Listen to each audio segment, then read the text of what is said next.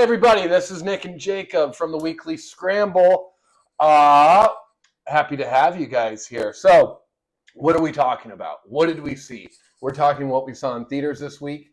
One of them, Different Man. What we just got done with tonight was Joker. We're going to talk about how we've started off with the Halloween season. Jacob's seen some movies. I've seen some movies. We got some other ones coming up. And then we're going to talk a little bit about what else you need to have on your fucking radar, all right? So, before we even get started, hit the subscribe button, get fucking engaged, and get your butt in the seat. Get some popcorn if you want to. Let's have some fun. Let's let it rip today. Jacob, start us off. Well, we just came off of seeing Joker 2. So we literally just came from AMC, I would say, 30 minutes ago? And right off the top, what were your thoughts on it? Listen, at the end of the day, again, we're man in the arena type people. To go out and make a movie, to go and put that whole circus together it's so fucking tough.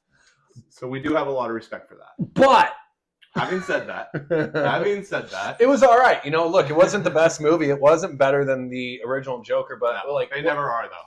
And what we were talking about too when we were leaving is, okay, so I gave Joker 2 a 2.8. I thought around 2.5-ish, especially because given, hey, we probably rate the first one around 3.0, 3.1, so there was definitely a separation. And I mean, going into this, my expectations were pretty low given it was a musical. And candidly, I'm not a big fan of musicals. The songs were a little long. They weren't as long as they could have been, but honestly, it was just too many songs. And I found myself, every time there was a song, I looked over to Nick. I'm like, all right, is it time to go? And we don't quit at Shattered Egg. Here's one thing. There was a girl right next to me. She quit midway through. Here's the thing that's driving me up a wall, though. It's driving me up a fucking wall right now. And but it's also a good thing because there's a lot of emotionality going into people that are going and seeing movies. People are getting up and leaving. Yes. We believe in staying. No offense. We do. We respect the craft. Yeah. And we think you have to at least wait it through and sit through the whole thing. Listen, the whole process. They spent months making these movies. And you can't sit in a recliner seat at the IMAX theater for 2 hours, 2 hours 20. I mean, really, what else do you have to do? Yeah, Make a podcast? I doubt it. We do. But no, the musicality didn't really take me out of it. It definitely but it didn't add anything to the story. And I think that was kind of a not even a missed opportunity. I think it was a miscalculation. But if that's how they thought to end the movie or bring an end to Arthur Fleck's story, oh shit, my bad. Spoiler. Yeah, I mean, the movie just literally came out today, and it's going to be interesting to see how it gets reviewed. It seems like right off the top, it doesn't seem like it has the best reviews, and honestly, I could see why. I could see why a lot of people are saying what they say. Yeah. So I mean, it'll be interesting to see how much money it does make this weekend, which I think it's going to do probably well, just given the name and the high. You got really good actors there. I think Phoenix. I think you'd be surprised on Gaga. You got the other guy that we were talking about, the Scottish guy. I mean, had a good cast. So. Yeah, Brendan Gleeson. Dude, you got great actors in it. You had on Steve Coogan's in it. He plays his part pretty convincingly and enjoyed. I mean, that's the thing. I enjoyed seeing it. But I mean, yeah, I guess if you really look at the lineup this week, there's nothing. Right? You got Joker, Beetlejuice, Speak No Evil, Megalopolis, Go at Your Own Risk. Saturday Night is on our list. That was on my list this week, and I didn't get to go. But it's definitely something I want to go to. Probably next week, it's on my list. We'll be talking about it on the Weekly Scramble next week for sure. We'll be talking about it.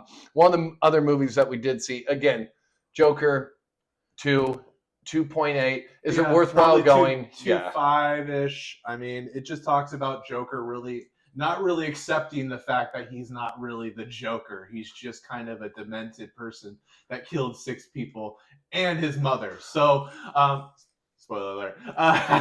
If you didn't see the first one, I mean, but that's what's I think interesting too. Like you're seeing this out of a lot of movies, like so Different Man as well. The Substance, and a lot of the movies we've seen recently, or maybe me personally, I've seen recently, all seem to be geared around the main characters not being comfortable in the skin that they're in. Yeah. Almost wanting to change who they are. That's a funny theme. That's a really funny theme right now to think about. And that's where A Different Man comes in. I didn't hold your thoughts on Different Man. I didn't know what to expect. I mean, I like Sebastian Stan as an actor. I think it was a well written, well shot movie.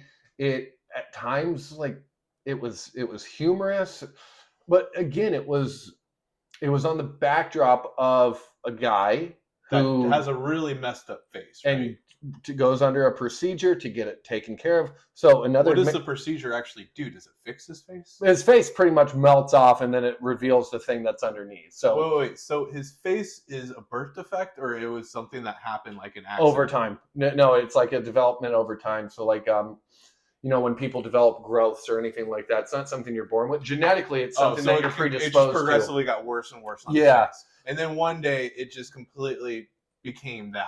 Yeah.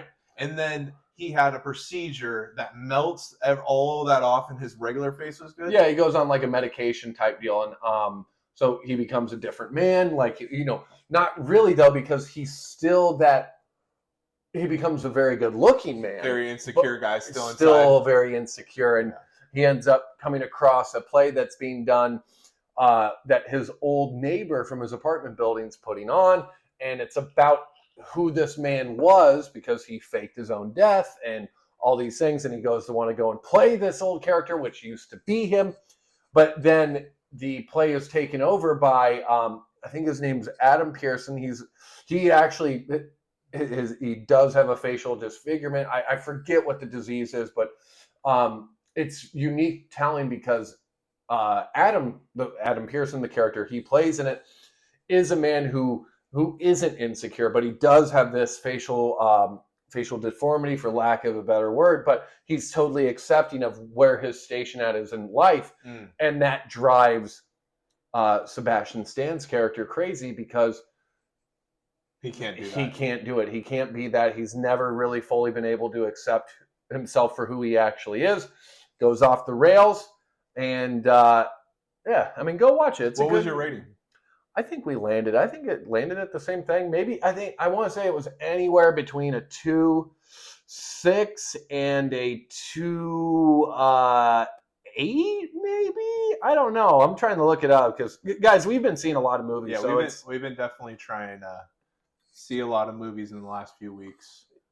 Actually, you know what? It landed at a 3.1. Nice. I'll have to definitely check it out, and you'll have to. Our viewers will have to also let us know in the comments if you like it. Also, please let us know about Joker. I mean, we could be completely off the rails on this one as well. I mean, I could be a little biased because I have the 2 other Jokers, and Joker is such a regarded character, right? Because you had Jack, you had Heath Ledger play it, now you had Joaquin Phoenix, and 2 absolutely incredible. I noticed you left out Jared Leto.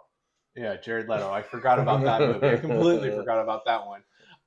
But you have all these incredible actors and giving their own interpretation of what they think the Joker. Well, not what they think, but what they made of the Joker, right? So it's really interesting to see the other iterations of all the different Jokers and how they played it, right? Maybe.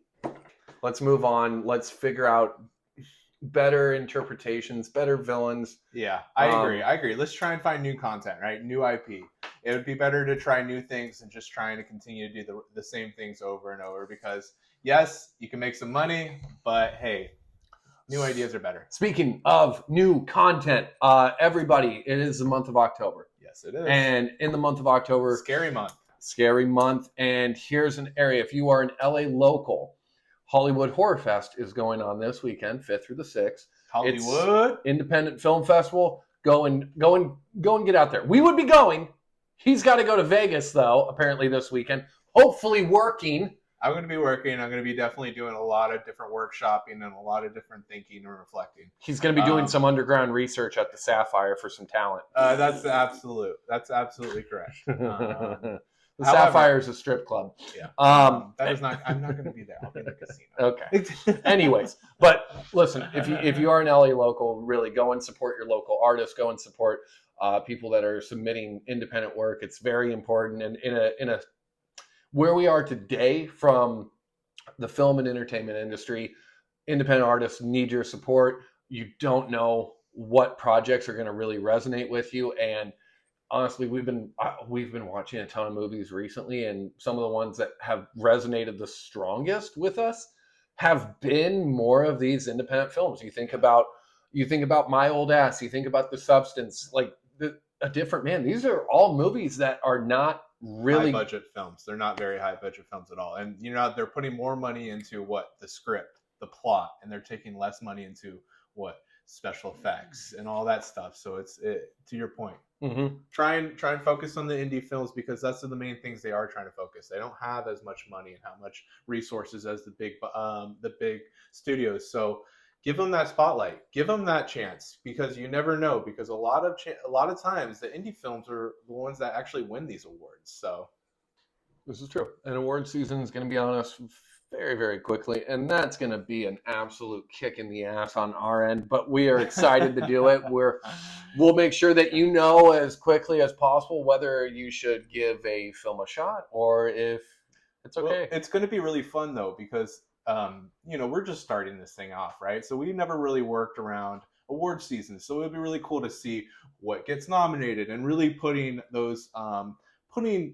time to watch every single nominee. And going into these award seasons, whether it's SAG, whether it's Sundance, or whether it's the Oscars or any of them, and really trying to have a firm grasp of all the nominees and know what because I think you said this a couple of days ago, it's more than just the winners. The nominees need to be all highlighted, and they need to all have their chance of a spotlight. So be cool to see all that and have a look at it through that lens. That's really sweet, Jacob. With that, also, if you are an indie filmmaker, if you are working on a project currently, or if you have a project that has hit ready for release, and before you want to show it to anyone, if you want to get our take on it, you can message us privately. We're happy to give an honest review. We promise not to pull too many punches, but we also believe in radical candor, which means if there's something that's a little bit fishy, we're going to maybe try and challenge something you on that it. needs to be said has to be said. Yeah, that's the thing. And it'll make your next film that much better. And we're under the understanding that feedback is always getting you better, right? And we're always just trying to improve. So whether it's good or bad, we're just always trying to get better. So please give your feedback to us too, because we're trying to improve and get better ourselves. And if you hate the podcast, let us know. We won't read it, but let us know. Look, all right. So let's talk about given we're in the Halloween season, spooky season. Let's talk about what we saw. We kind of made a point of emphasis. Nick had this soft goal. He said, hey, every day of the month of October, we both have to watch some sort of Halloween movie. I'm pacing. And by the end, we'll have 60. I watched one probably. And how many have you watched? I'll be on number 3 tonight. So in reality, he's only one ahead of me. But technically, I started it, couldn't finish it because I do have this fear of clowns. Couldn't really get into it. It's about a bunch of boys in Maine, and they all singly just get eaten up by this clown, and it was just way too freaky. Made me hate drains. It made me not happy. Yeah, he also called me a pansy for it. I don't care. Not a fan. Not a pansy. A child. All right, so that was my half one. Go ahead. Give us your one of two that you watched already. Well, we're really sticking the landing right now with Stephen King. I started off with Pet Sematary, the original, and what are we talking? Not the book. The movie, not the book. Anyways, I fucking love that book. This is not a book club, Nick. It could be. This is not a book club. The people only watch movies, like me. Are you saying that our fans and our subscribers are illiterate? I'm not saying that at all. They probably Some of watch you might. subtitles. Some I of know you. they watch subtitles. Some of you guys might be. Okay, go ahead. Anyways, Please. so the original Pet Sematary, and here's what makes it so much better than this. How than the many remake. versions of Pet Sematary have it been? Well, because believe it or not, I'm sure a lot of people haven't even seen this movie because I've never seen it. no, a lot of people haven't. It came out in the 80s. Is it legit about a pet cemetery? So the backdrop of Pet Sematary is the Creed family moves from their busy city life in Chicago, and this is in the book, and also the movie. Stephen King wrote the screenplay for the original Pet Sematary, so like this is how you know it's fucking solid. And Stephen King doesn't do that, does he? Not as much anymore. I know Now he he's really too hated The old. Shining. He was really against it. So. Yeah, well, grow up. That's the medium of film. Come on. So the Creed family moves to. Oh man, I'm really upset with myself now that I don't know the name of the little town in Maine that they go to. We'll put it in post. So they move to this small town in Maine, and they have this beautiful little home out in the country. But there's this very sinister road that a lot of trucks go on. Very what is high a sinister speed. road? Please explain. I don't know what that you could means. also say that this road has. Is it an evil road? Is it paved? Is it dirt? It's delivered quite a lot of death because the Pet Cemetery, which follows a pathway back beyond the Creed family home, is where all the people of the town have very ritualistically buried their pets for generations. Now, that road has delivered quite a few pets, but that road, which does come into play quite a lot of times, not only in the book, but also the movie, what happens really in short is there's a very strong pull beyond the woods and beyond the Pet Cemetery near the Creed family home. And let's just say if you aren't ready to face death. Does it pull anything? Is it pull only dogs or animals, or is it humans, or what does it pull? It pulls a little bit of everything. Does it physically pull you in this area? Well, think of like, you know how you have like a premonition to go and do something, whether good or bad, and sometimes you're just like, why am I doing this? So it mentally pulls you. And there is a Native American element to it, which is always very prevalent in Stephen King's writings. All of his stories typically have some form of Native American like history or a fable to it. What was his fascination with Native Americans? Well, I mean, because he put it in The Shining, and The Shining was pretty. Well, I mean, think of it. I mean, Native Americans existed here long before we ever came, and they had a very different set of religion and beliefs and way of looking at the spirit world and their type of gods. And he explores those ideas really well in a way that it's almost like there can be competing ideas, competing religious, there competing spiritual beliefs, and where do those kind of meet at the intersection of chaos and also love and family, humility and turmoil. So Pet Cemetery, to close it out, if you haven't seen it, is really a conversation piece on can you be okay with death, and can you see the good thing of what death can be. And if you aren't able to grapple with it, you're always going to be constantly battling it, and you'll never be at peace, is the main focus of that movie. Great movie. Then last night, Ready or Not, reviews coming. It will probably be out by the time this video drops, honestly. It's a fun movie. Yeah, it's a really fun movie. I remember I saw it in theaters, and it's just like, it's a great movie that just is nonstop, right? And I love a movie that just continues to just go. You don't really have any low points. A lot of killing, but hey, at the end of the day, it's a fun little game, and it's like it makes you think. You're like, okay, cool. Like this is different. This is something that I haven't seen before. I mean, Pet Sematary sounds great, but it's like something like it's a little. I don't know. But when you think about like a cool game, you're like, oh, well, you're married into the family. You're going to have to survive this whole thing or you're going to get killed. Hey, that's kind of unique. I mean, hey, props to the director, props to the people involved in the project, because you guys thought outside the box and you didn't do the exact same thing you always do, right? Mm-hmm. And that's the thing I do like about Ready or Not. When you texted me that a couple of days ago that you're watching it, it didn't really land until I rethought about it. I'm like, until you actually posted about it this morning, you're like, oh, review coming. I'm like, oh, I love that movie. It's that movie's a great movie. So original, excited to rewatch that movie as well, and excited to see a review. Oh, by the way, check out his Pet Cemetery review. He put it out yesterday. It's pretty funny. His head is literally floating on the movie poster. So it's a wacky post. But let us know what you think, and obviously we would love to hear your feedback for everything. And there's a cat in it. And you know Mesa the cat. We love cats. Yeah.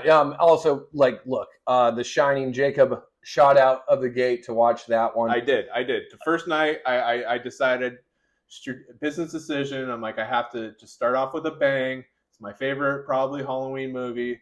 It's the best. Favorite? Is it your favorite? Or is it probably your favorite? Well, it's funny because it's probably in my top 5, probably definitely top 10 movies. So if we say Halloween movie, strictly Halloween scary movie, yes, it's number 1. Definitely. And it's, even like I said last episode, every single time you just hear different things you didn't really hear about. So like in the beginning, the wife goes, hey, isn't this the same place where the Dahmer family were at?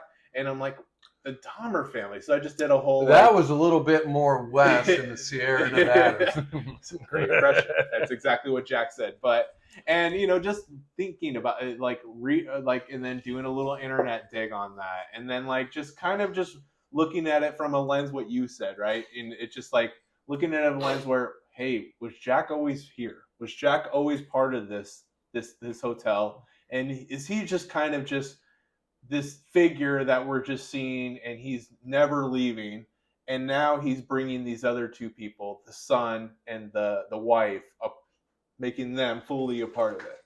So it's like thinking through that lens and looking at through that lens just blows your minds. And there's so much for him, so much content on it. He's also Jacob texted me the other night and asked, what the fuck's up with the dog and the guy in the tuxedo? This is a great talking point, right? And I don't know if you guys seen it. I think HBO Max actually cut one part of it. I swear, because I thought there was 2 scenes of it. No, only one in the movie. It's in the hotel room? Yeah, just the blowjob. Okay. So I saw that, and I just never get it, and I never really got it. It's basically this bear. It's a bear, right? Or is it a dog? It's a dog. Actually, it's a dog. It looks like a bear. It's a man dressed like a dog, and he's giving another businessman a blowjob.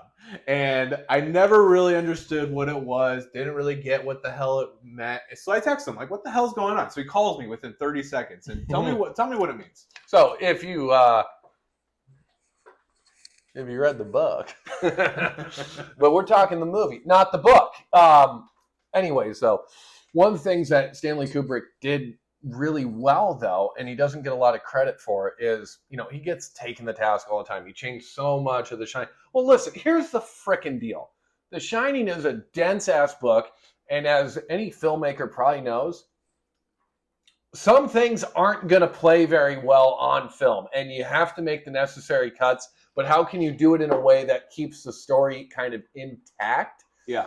Anyways, that part, when Jack is walking through the gold room, in the movie, you can see it's all filled with people the night that he goes to the big party. Well, that actually occurs quite a few times in the book. And one of the times that Jack experiences it, there's a really rich man who, has his partner, I guess. He dresses him up as a dog and he makes him fetch, roll over, and do little party tricks. But the insinuation is that that's that guy's lover, or put it a different way, his fucking service animal, for lack to be politically correct. Gimp? A GIMP? Pretty much, like essentially type of GIMP. I mean, look, people are into a bunch of weird things sexually. I don't get it. Would I try it?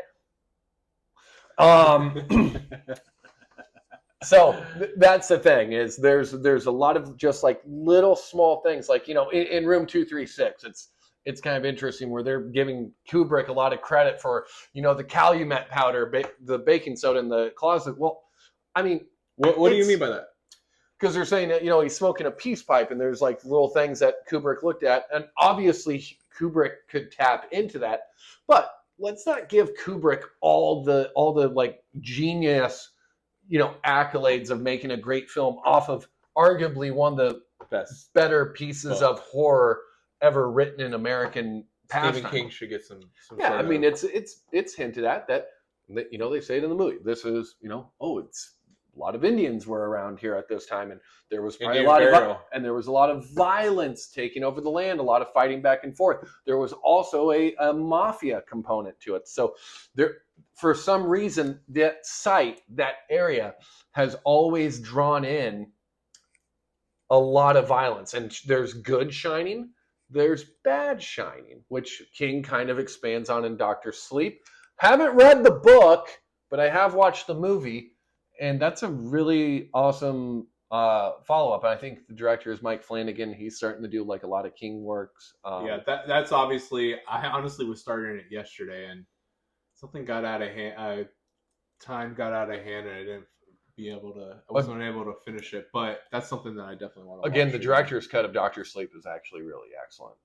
It's one of those deals, again, where studios come in and they go, that's too long. Audiences are, it's like, no offense, fuck the audience. Like, we want to see what the director wants to put out there on film. With reason, because I do not want to watch a 4-hour movie. You will watch a 4-hour movie with Gladiator, though. That's just what's No, I'm not going to watch it for it. I will hate it. I will hate every minute of a 3.5-hour movie. It will. You're right. It's going to be 3.5 hours. Yeah. And I can't wait because I'm going to take 4 breaks. Hey, I didn't take any breaks today. That's really true. You kept sucking on your pop, though, like even when there was no liquid into it. I have big pet peeves. I'm sorry. It was like dry, and he's just... and then tonight, what other you watched? Okay, we went over the 2 movies. All right, so tonight, what are you going to watch? I'm going to watch the new Salem's Lot, and that's another Stephen King thing, right? It's based off of a Stephen King novel, which I have had the luxury of reading. It's really fucking great read, really fast read, pretty terrifying. Wait. Nick, this is not a book club. Let's talk about the movie. Oh. Anyways, the book is really fascinating. No, it's a very chilling tale. There have been previous attempts back in the 70s or maybe early 80s. They did Salem's Lot, then they did a Return to Salem's Lot, which got panned, but that was a TV movie. And then Rob Lowe did one, I think in the mid 90s. They did another one for TV. Ooh, Rob Lowe. Yeah, got a really I think that one I think all of them got pretty decent reviews for their time, and now they are moving one out. Premieres tonight on HBO Max, but by the time you see this, it'll already have been a couple days most likely. And that doesn't matter. Still go and watch it. Listen, support really cool projects. Support projects that have some bass under it. Yeah. Especially if you're a King fan. It could end up being dog shit. I'm still gonna watch it, and it's gonna be my 3rd movie, and I'll be 2 ahead of Jacob. Yeah, I mean, and obviously it fits in the theme. We want to watch scary / Halloween movies, so it's something that you kind of have to do. And hey, I think it's a cool goal if you can get through the whole Stephen King arsenal, right? So every single movie that he wrote or that was based on his book, right? So if you can get through that in these 30 days, that'd be pretty cool. That's very true. It's a good point, Jacob. Yeah, sometimes I bring that in. I bring some good points. By the way, I don't know if anyone can see this book or not, but we were just talking to Shine. We've talked a few different times about Jack Nicholson stuff. Jack Nicholson's back here in the backdrop. We're big fans of Jack. We're big fans. Look, and listen, that's where we're at today. We got some things coming up in the pipeline, though, that we are excited about. Moving forward, you're probably going to start seeing a little bit more consistent posting with the Scramble. We do want to have it coming out much more. We're thinking weekly.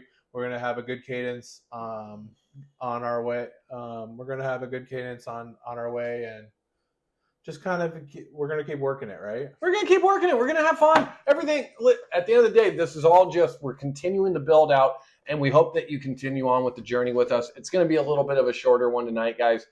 It's been a long ass frickin' week, and we're really looking forward to coming to you next week. Continue to check out the Instagram page for our movie reviews. Sometimes we'll be doing a lot shorter, bite-sized components, so you can keep in touch with us that way.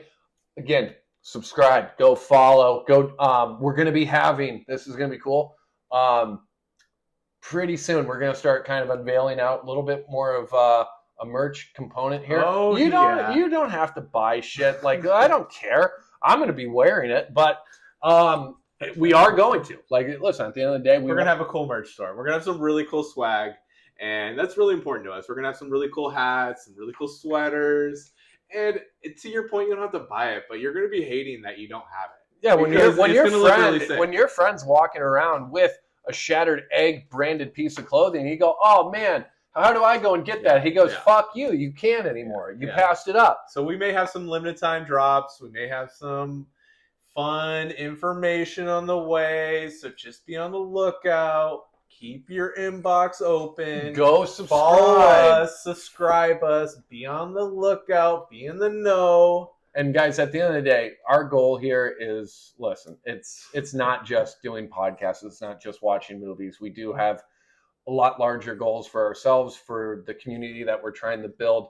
And we're well aware there's really great people out there right now that have given a really great voice to indie films, whether that's festivals, whether that's streaming services. What we really hope to do is make an additional avenue. And with your help, with your support, we know we're already going to be able to do it. So become a part of it. Let us know if you hear of anything really interesting going out, because we're just a two-man group. We can't fucking cover everything. We could, but we got day jobs. Until next week. I know it was shorter. I hate to do it to you because I know this is the only thing that you look forward to all week. You're like, when are they coming back? We're back every fucking week. Every week. So, this is Nick. This is Jacob. Come back soon. We'll see you. Saturday.